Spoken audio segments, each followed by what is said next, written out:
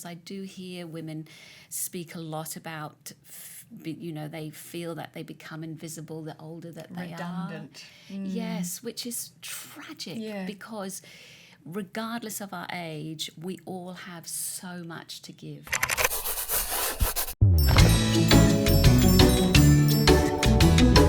Hi, Kirste here, and thanks for joining us for another episode of Table Talk. And with me is Sally Hewitt from Aging Gratefully, and with the recent passing of Her Majesty Queen Elizabeth II, we'll be looking at her life and all of the different hats that she wore, not in a fashion sense, but we will get to her fashion style a little bit later. Welcome, Sally. Thank you. It's lovely to be here. It's great to have you with us. Now, we've been hearing so many great stories about Queen Elizabeth II and her 96 years of life. From a personal perspective, you're originally from England? I am, Yeah. yes. So as someone who celebrates every stage of life, as you do with Aging Gratefully, what impact has her legacy had on you? Well, personally, I think like for many people, I think the thing that I admire most about her is her leadership. And very, very much a servant leadership stance.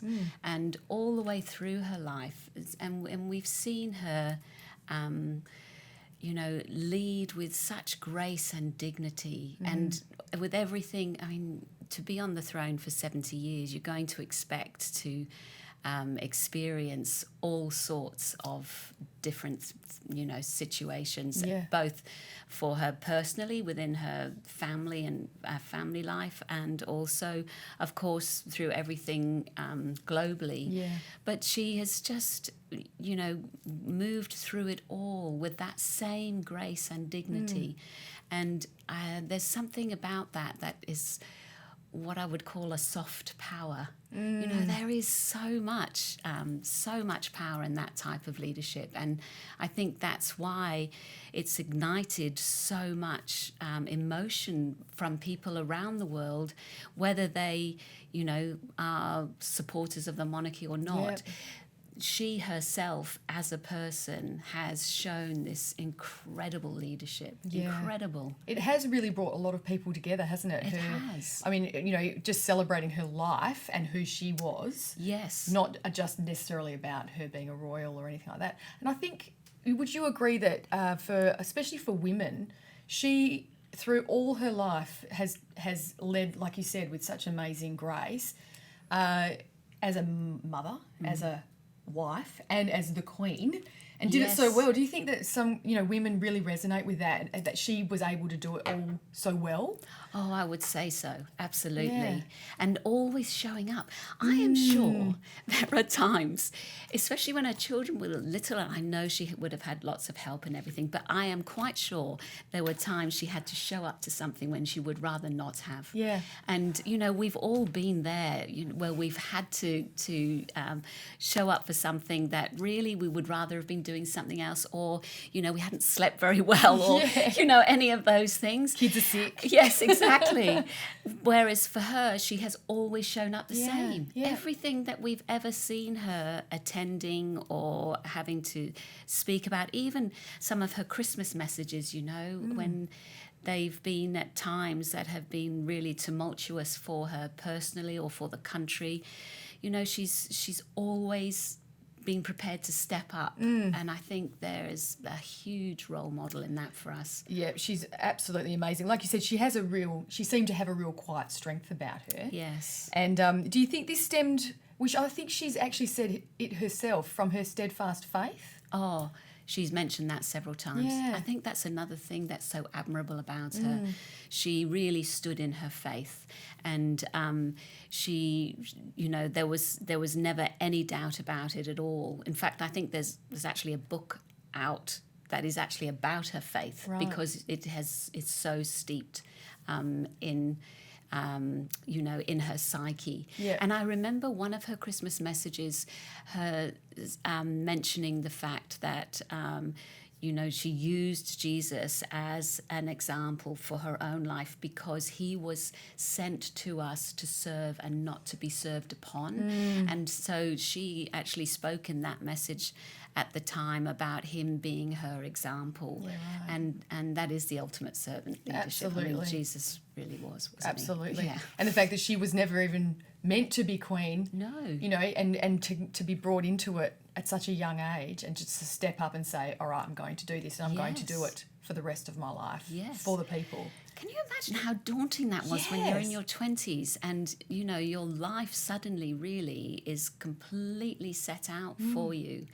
And there must be you would think that there's this moment where she obviously just recognised this was what she'd been born Her into. calling, This was yeah. her calling. Yep. And she was going to do it to the very best of her ability, and just stepped into it.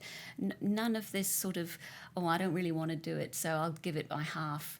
She just really stepped into it, even though it was huge. And I think for King Charles III now, you know, that's been such an amazing example for him his whole life, his own mother showing him how to do the job and do the job well. But I think, you know, one of the characteristics many people talk about, and you hear all these stories about her, was her sense of humour and her wit.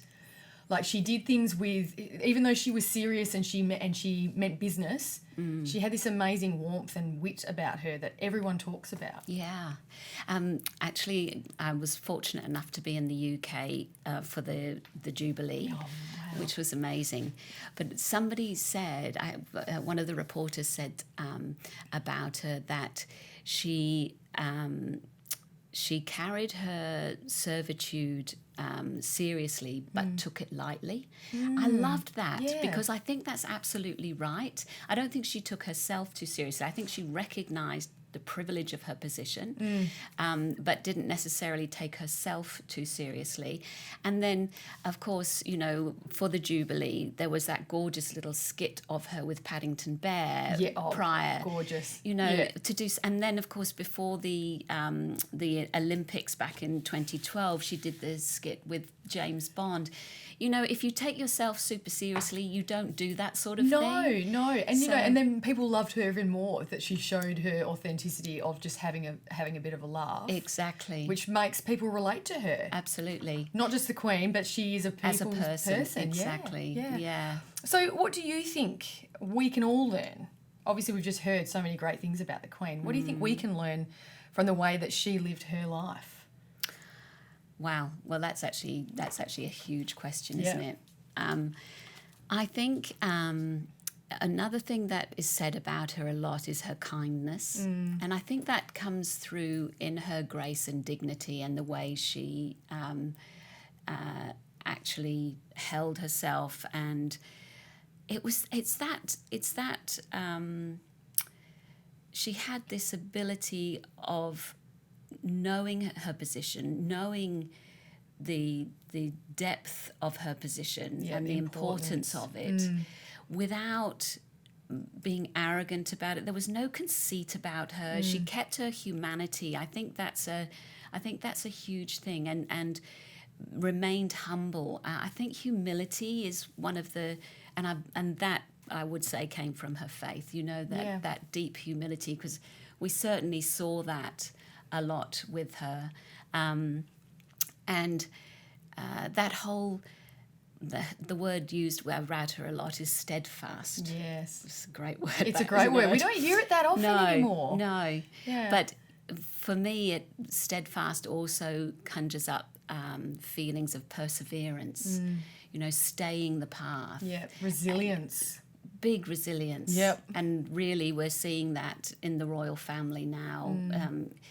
Again, we must remember that they're a family in mourning now. You know, they've lost a huge matriarch for their own family, let alone for, you know, for Britain and the Commonwealth. And but you know that that whole thing of being human, of showing their vulnerability in their grief. And I think that's really important, and that actually has been part of the reign, I think, of Queen Elizabeth. That whole movement from the royalty being set apart to seeing more of their humanity and their authenticity.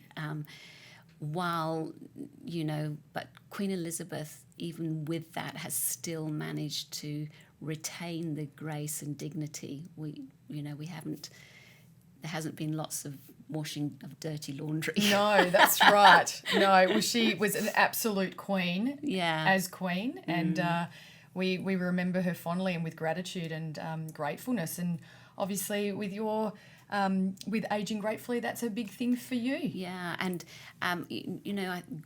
there's being grateful is actually we talk about it and it can sound very trite. But there is such a depth to that. And again, it is really biblically based.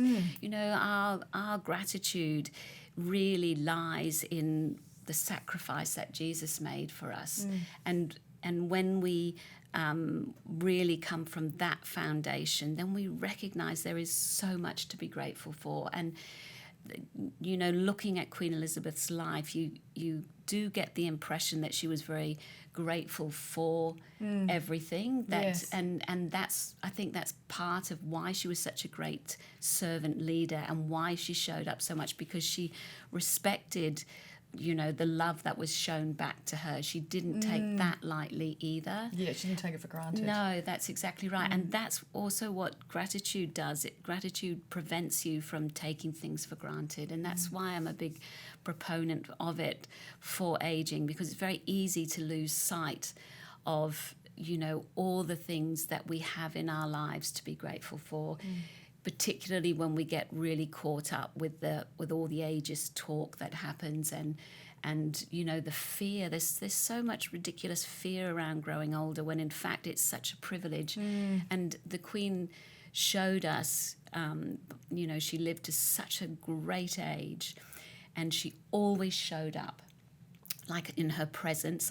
She always wore those amazing vibrant colours. Now I know gorgeous, that she obviously had someone to dress her, but we can take something from that.